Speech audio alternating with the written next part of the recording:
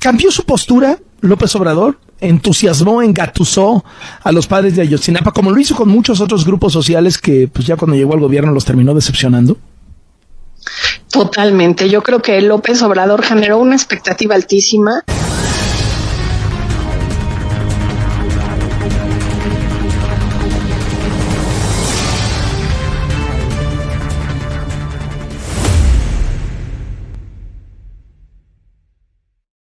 Tenemos en la línea a la periodista Maite Azuela. Maite, qué gusto saludarte. ¿Cómo estás? Muy buenas tardes. Gusto saludarte, Carlos. Buenas tardes. Maite es periodista y analista política, es articulista del diario El Universal. Maite, ¿qué pasó con la investigación de Ayotzinapa? ¿Qué pasó con el presidente López Obrador, que ahora los papás de Ayotzinapa están diciendo nos decepcionó, nos traicionó? La verdad, a mí me sorprende mucho la tolerancia y la paciencia.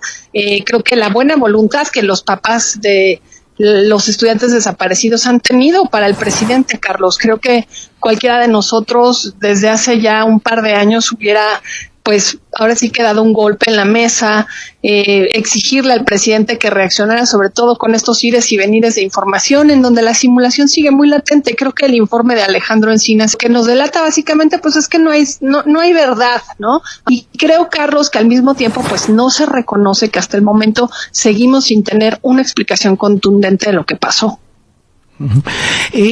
¿Cambió su postura López Obrador? ¿Entusiasmó, engatusó a los padres de Ayotzinapa, como lo hizo con muchos otros grupos sociales que pues ya cuando llegó al gobierno los terminó decepcionando? Totalmente. Yo creo que López Obrador generó una expectativa altísima. Creo que no se imaginó con todo lo que se iba a enfrentar, todas las fuerzas, las autoridades involucradas y el nivel de presión del crimen organizado en la zona de Guerrero, Carlos, y creo que pues sobre todo se enfocó en esta venganza política, en ver qué información sacaba de Tomás Herón. Incluso hoy Alejandro Encinas dice que Tomás Herón ya aceptó a través de un cuestionario por escrito que le enviaron que esta verdad histórica se hizo a partir de una junta de autoridades. A mí me llama mucho la atención que Alejandro Encinas señale esto como si fuera un pecado universal, cuando ellos claramente están haciendo lo mismo. Se están reuniendo en una junta para ver qué verdad nos ofrecen a la ciudadanía y qué información ocultan. Informa incluso que dice, hay 3 hipótesis, ¿no? 3 variaciones, como si nos estuviera dando información realmente novedosa. Una, pues que los estudiantes no tenían una motivación de ir igual. Otra, que pues en realidad había un trasiego de droga, información que realmente ya teníamos en nuestras manos, Carlos. Años, pero desde hace 9 años, ¿no? O sea, pero desde hace 9 esas años. 3 hipótesis las sabíamos al siguiente mes, ¿no? Es muy, para mí, no sé para ti, pero es genera mucha impotencia estar hablando hoy, después de 9 años, del mismo tema, con la misma información, con un gobierno que se comprometió a hacer la enorme diferencia. Creo que si algo pasó aquí, cómo se les fueron desacomodando, pues ahora sí que las madejas de algo que pretendían tejer, es pues la misma entrevista que dio ayer en Quinto Elemento el entonces comisionado Omar Gómez, al que entrevista a John Gibler y que después lo retoma Animal Político. Pero ¿cómo fue que este propio gobierno ha dinamitado la investigación del caso Ayotzinapa, Carlos? Y creo que uno de los temas al que incluso el propio Alejandro Encinas hace referencia es el tema del ejército, aunque en su lista nos pone como un enorme avance el hecho de que haya 14 elementos del ejército detenidos. Nunca nos explica por qué están detenidos, qué información han aportado, de qué manera podemos vincular esta institución. Incluso ahí, ahora sí que hace una aclaración que nadie le pidió y creo que la que tenemos que poner atención, cuando dice ninguna autoridad fue notificada de qué estaba pasando con los estudiantes, y sabemos todos que había un estudiante infiltrado, o ahora sí que un elemento del ejército que se hacía pasar por estudiante, un infiltrado, que seguramente les daba información. Al día de hoy, pues no tenemos un solo dato de cuál fue esa información que recibía el ejército en tiempo real por parte de este estudiante que estaba interceptando al resto de sus compañeros. Maite Azuela, ¿qué tanto se parecen la verdad histórica de Peña Nieto, las conclusiones del caso en tiempos de Peña Nieto, con lo que ahora ha investigado el sexenio de López Obrador?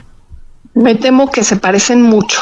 O sea, si tuvieras que ponerle un número para el imaginario de quienes no nos hemos metido a tanto detalle del caso, ¿qué dirías? ¿Es un 70% igual, 80, 90, 95, 20? Lo subo a 95, Carlos. Creo que... ¿Neta? ¿95% igual?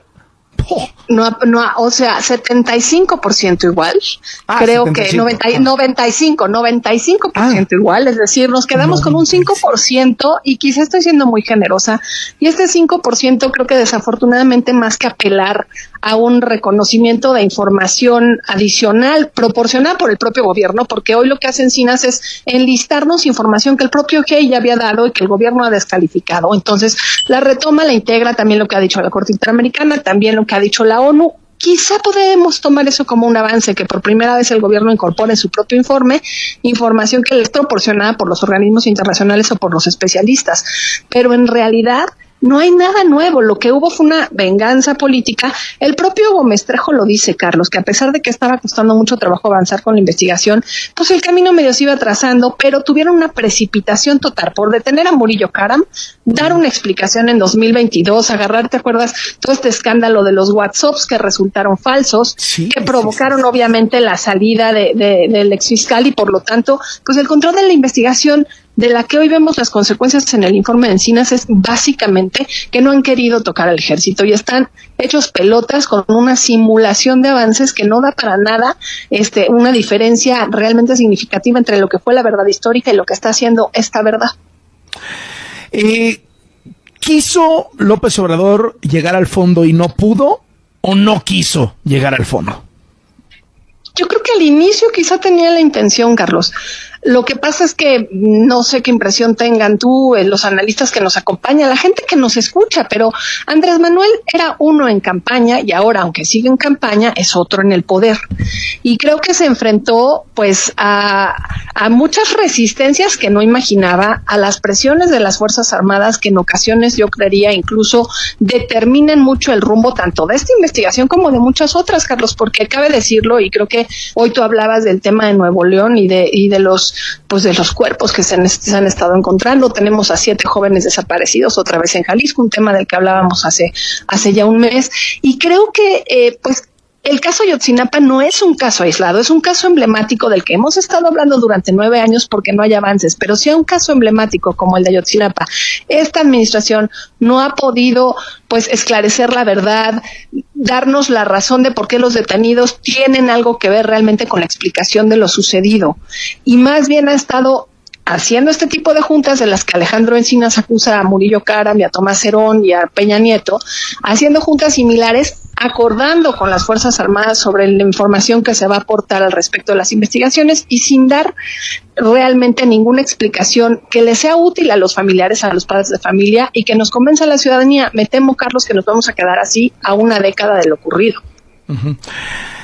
El ejército y el Estado, históricamente los normalistas han dicho fue el Estado, fue el ejército. En campaña, López Obrador y sus propagandistas llamaron asesino al ejército y coreaban hasta la fecha, fue el Estado, fue el Estado, fue el Estado. Ayer me llamó mucho la atención, ayer en la mañana que se cumplieron los 9 años, que López Obrador dijo, no se vale culpar por culpar, no es nomás fue el Estado, fue el ejército.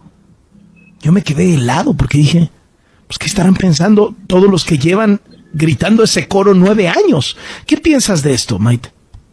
Creo, Carlos, que reculó, ¿no?